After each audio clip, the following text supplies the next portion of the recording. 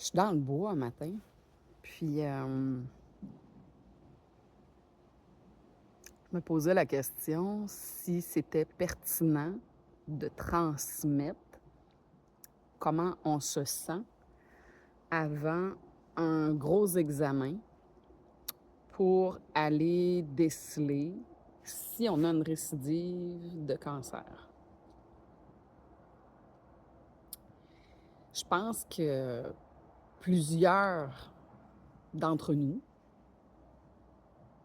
n'ont pas le goût de partager ces moments-là.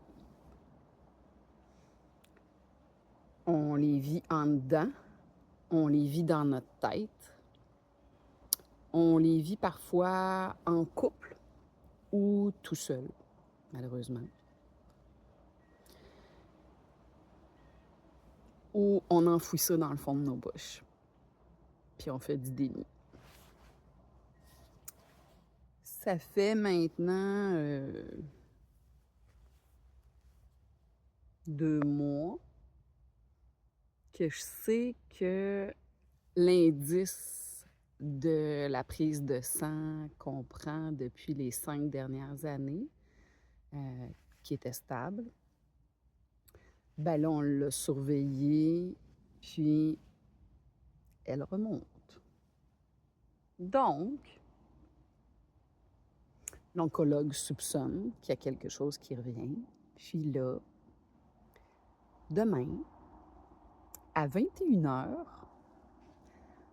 je m'en vais repasser un taco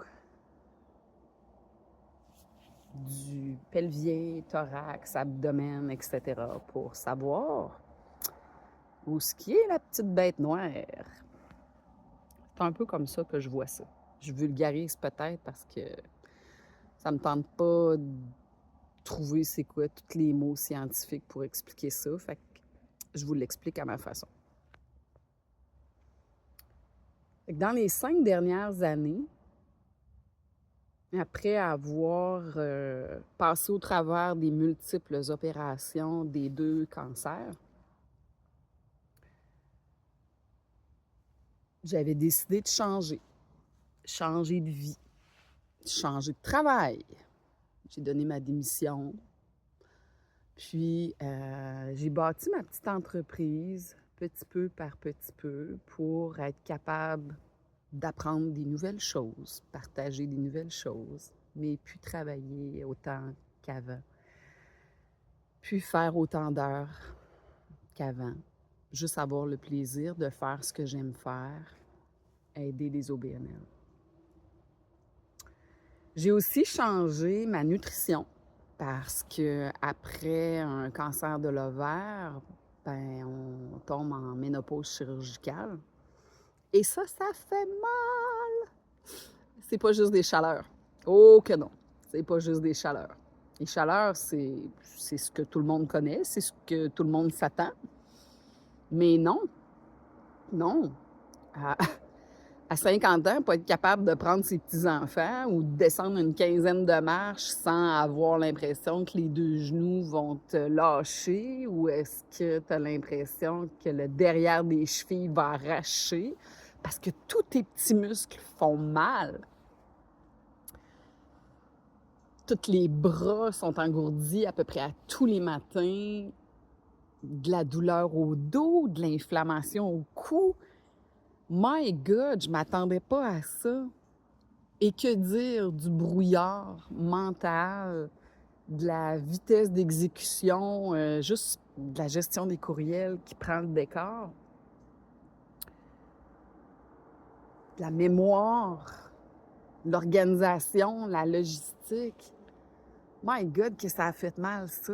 Puis, tout ça pour dire que j'ai changé mon travail, j'ai changé mon alimentation, j'ai enlevé tout ce qui était inflammatoire pour aller mieux, puis ça a fonctionné. J'ai réussi à me mettre en action, j'ai réussi à me remettre à bouger, à réavoir une belle énergie. Puis, après ça, on a changé de lieu physique. Ben oui, on a eu la chance d'acheter un bout de forêt, une terre, de s'y construire, puis de décider de venir y vivre parce qu'on était mieux ici, parce qu'on a plus d'air, on a plus d'espace. Ça ralentit, ça aide à ralentir. Puis j'ai découvert la force aussi de travailler sur les priorités, ma priorité, devenir ma priorité. Puis ça, ben, je pense que c'est le plus dur à changer, de ne pas s'oublier. Fait que ouais, changer d'environnement de travail aussi, le fait de devenir travailleur autonome, bien, ça fait en sorte que le lieu de travail où j'étais, qui était quand même un vieux bâtiment, qui n'était pas toujours super bien entretenu, c'était difficile des fois pour l'air qu'on respire. Donc ça aussi, ça l'a changé. L'environnement ici est un petit peu plus sain en qualité d'air. Mais malgré tout ça, malgré tous ces changements-là, je dois faire face à une probabilité de retour du cancer. Hier, je cuisinais, puis j'avais la chanson de Laura Fabian, « Je suis malade ». Écoute, je l'ai chantée à tue-tête dans le chalet. Ça l'a tellement fait du bien. Puis je souriais quand même parce que je me disais, ben écoute, j'ai la chance quand même d'avoir un suivi médical qui va me permettre de déceler ce qui est de retour de façon vraiment précoce. Donc ça, c'est la bonne nouvelle. Quand on est suivi, la récidive, ben c'est comme de prendre les choses probablement au bon moment pour faire le meilleur de ce que moi, je vais pouvoir faire, puis de ce que le système médical va pouvoir faire pour m'aider, puis de travailler ensemble. Parce que ça, j'y crois. J'y crois fermement que nous avons le devoir de s'impliquer fortement dans ce processus-là et de ne pas remettre aux médecins, à la médecine, la totalité du problème sans s'en préoccuper, sans s'investir et sans s'accrocher au fait qu'on se sauve soi-même. Ouais, on se sauve soi-même, puis que la maladie soit présente ou pas par moment, on se sauve tous soi-même, mentalement, physiquement. Il y a une seule solution pour avancer. Des fois, je dis de rouler. Rouler, marcher, bouger, se garder dans le mouvement, se garder dans la création, que ce soit le jardin, la musique, l'expression artistique.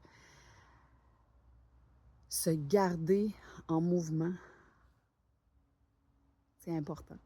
Fait que c'est pour ça que j'ai décidé de marcher, rouler, parce que depuis le milieu de l'été, ça me trotte dans la tête que ça revienne, puis je me demande comment adresser ça.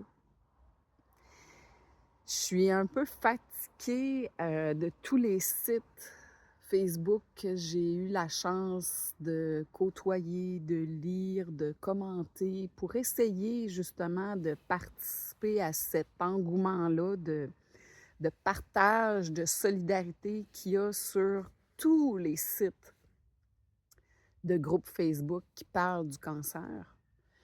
Et je crois qu'il y a une chose qui fait en sorte que je me désintéresse de ça, c'est qu'on se draine par le bas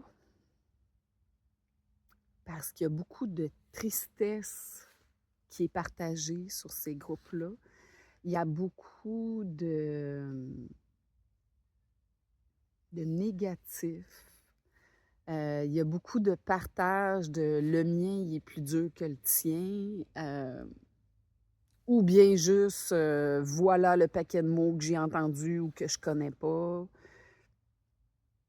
Fait que ça devient dur, ça devient dur, ça devient lourd parce que c'est comme un milieu où est-ce qu'on se compare. Puis ce matin, en faisant ça, je me disais: «J'ai le goût d'inviter les gens à partager leur force. J'ai le goût d'inviter les gens à partager leur résilience. J'ai le goût de partager aux gens une façon différente de se côtoyer sur ces sites-là et de voir et d'entendre des trucs, du positif. Puis l'idée, c'est pas la baguette magique qui fait que ça reviendra pas parce que après toutes les opérations que j'ai eues en 2019, ben 2025 me ramène à dire, ben oui, malgré tous tes changements, tous les efforts que tu as faits pour changer tout ça de façon super positive, ben oui, ça peut revenir. Peut-être que je vais avoir changé l'ampleur. Peut-être que ça va avoir changé de place à cause de l'hémorragie générale qu'il y a eu à ce moment-là. Une petite bête noire qui s'est logée à quelque part puis elle s'est développée ailleurs.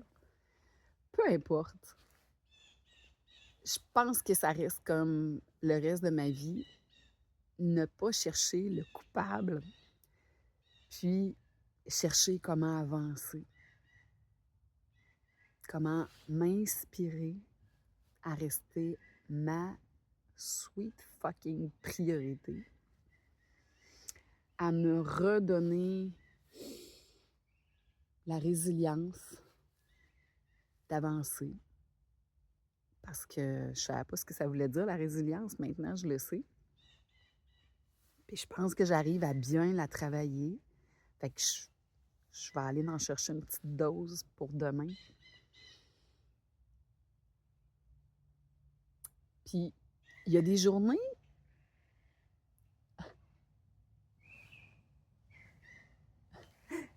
C'est tellement beau ce qu'on j'entends ici. Il y a des journées que j'ai pas le sourire de même. Il y a des journées où est-ce que ça va moins bien, plus moche, plus le goût de petite boule dans le divan, mal de cœur, pas le goût de manger, pas le goût d'aller rouler, pas le goût d'être avec mon conjoint, pas le goût de voir du monde,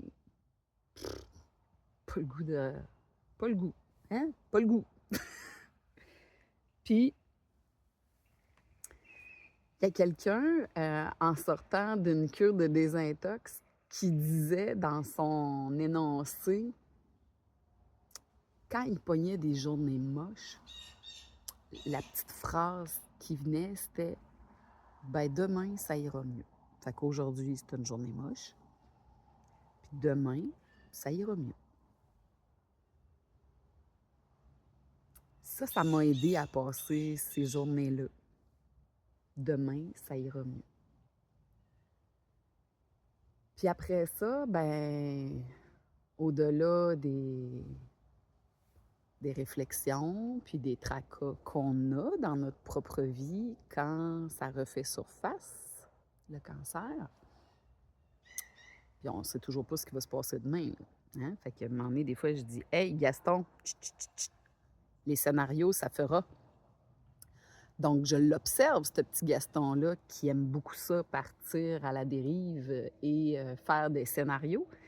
Et je lui dis, ne pas faire de scénario. Ça aussi, c'est un conseil que j'ai reçu dans ma vie de maman, dans les tracas que j'ai avec mon enfant. Ne pas faire de scénario. Hein? Fait que là, au lieu de l'appliquer à lui, je vais l'appliquer à moi. Ne pas faire de scénario, c'est la meilleure façon de rester dans le présent. Donc, quand j'entends les gens dire des si, des raies, demain, qu'est-ce qui va se passer, puis faire des scénarios, bien, j'enlève les si, j'enlève les raies, puis j'enlève les scénarios, puis j'essaye de rester dans le présent. C'est pour ça, initialement, que j'ai fait la chaîne Juste être présent, pour être capable de partager un peu comment faire. Puis, un des trucs super puissants que j'ai eu à la lecture du livre de Eckhart Tolle, c'est pour comprendre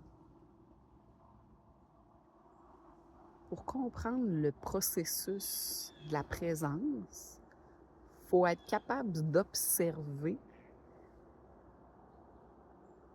Moi, je l'appelle Gaston, là, ça m'a beaucoup aidé. Il faut être capable d'observer les pensées qui partent à la dérive sur des énoncés sur le futur ou des problématiques du passé qui nous hantent. Donc, dès qu'on est dans le futur ou qu'on est dans le passé, dans notre tête, dans notre esprit, dans nos pensées qui divaguent, c'est du gros Gaston. Hein? C'est du grand Gaston, tout ça. Et là, moi, des fois, je dis à Gaston, tais-toi. Mais pour ça, il faut vouloir l'observer. Donc, quand récidive il y a, parce que c'est le sujet que j'avais le goût de vous parler aujourd'hui, bien, j'arrive facilement à ne pas me faire de scénario catastrophe. Je pense même que ce qui a été le plus dur, c'est qu'en annonçant à certaines amies, ma mère, mes enfants, j'ai peur des scénarios catastrophes que ça crée dans leur tête parce que ça leur crée de la tristesse. Mais, on va dire comme mon ami, ça ne m'appartient pas, ce bout-là. Mais je peux inspirer les gens à avoir plus de présence pour éviter justement de faire des scénarios catastrophes sur ce qui leur appartient pas à eux, qui m'appartient à moi. C'est ma vie, c'est ma santé, c'est mon corps. Donc, peut-être ça peut être un autre petit truc. Si des fois, dans votre tête, quand la récidive, vous la sentez venir à cause justement de ces diagnostics-là de santé qu'on n'est malheureusement pas capable peut-être d'éviter, sauf en se mettant la tête dans le sable et en n'allant pas voir son médecin et en faisant aucun test de prévention, ben peut-être que ce serait la manière de rien voir aller. Mais c'est pas ça que j'ai choisi. Il y a des choses que j'ai choisi de mettre de côté, mais je trouvais que la prévention était quand même plus efficace et nous permettait de voir venir un petit peu. Donc, quand ça part, les si, les raies dans le vocabulaire des autres ou les si, les raies dans mon vocabulaire, j'arrive maintenant à observer Gaston et dire « Wow! On reste aujourd'hui. » Juste être présent devient un peu mon mantra. Un mantra qui me permet des fois de m'endormir, de m'assoupir, de me déposer. Des fois, je fais des carrés. Juste être présent, ici, maintenant, pour rester dans le présent et me garder bien vivant. Je me fais des petits carrés de phrases en respirant, toujours sur le thème « juste être présent ». Ça m'a fait grand bien à plusieurs reprises. Peut-être que ce petit truc-là peut vous aider à vous déposer, à rester dans le présent, puis à voir qu'est-ce que je peux changer pour la suite aujourd'hui. Fait qu'aujourd'hui, j'avais le goût de vous le partager, ce petit brin d'anxiété-là, de vous partager mes trucs, d'être venu dans le bois, écouter les oiseaux, voir le soleil se lever avant d'aller travailler un petit peu. J'ai choisi de ralentir, d'enlever un petit peu de bénévolat, d'enlever un petit peu de sortie, puis de me donner du temps de qualité.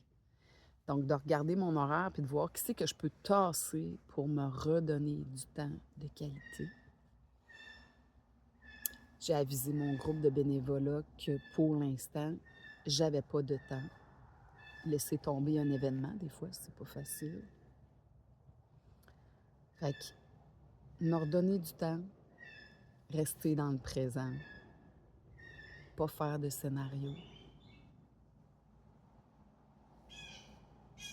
Je pense que c'est ça que j'ai le goût de vous déposer ici aujourd'hui.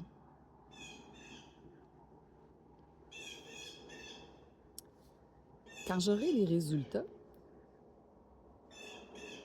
je vais revenir vous partager la suite. Parce que j'ai le goût qu'on s'inspire de positif. On a beaucoup de moments tranquilles dans notre lit d'hôpital ou notre lit à la maison ou nos divans à la maison. Puis j'ai le goût qu'on puisse s'inspirer malgré le mot cancer, malgré cette petite bête noire-là. J'ai le goût qu'on entende du positif. Ça n'en prend. C'est inspirant. J'ai laissé mon sein gauche. Je suis maintenant Amazone d'un cancer du sein. J'ai plus d'ovaires, j'ai plus d'utérus. Après plusieurs opérations, tout ça a tout été retiré. J'ai le cancer de la granulosa, une souche rare du cancer de l'ovaire. Et tout ça m'amène à dire que malgré tout ça, j'ai encore le goût de sourire. J'ai encore le goût de profiter. J'ai encore le goût de croquer dans la vie, une journée à la fois. Puis j'ai encore le goût de vous inspirer que oui, c'est possible de voir du positif malgré le mot cancer qui nous habite dans nos oreilles ou dans notre corps. Je vous reviens avec la suite. Je vais aller continuer ma marche dans le bois. Bye bye.